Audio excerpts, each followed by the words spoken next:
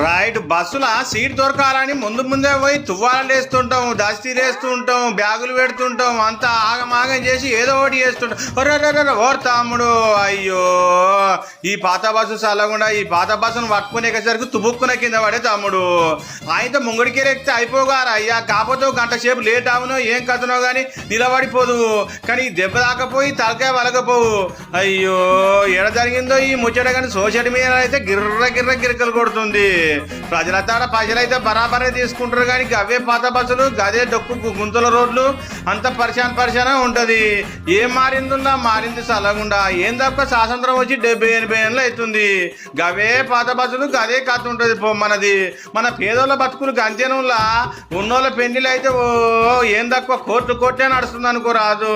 అందుకే చూసి చూడనట్టే పోవాలి మనం కూడా గంతే. ఈ ముచ్చట ఏడ జరిగిందో కానీ సోషల్ మీడియాలో బాగా గిరికెలు కొడుతుంది.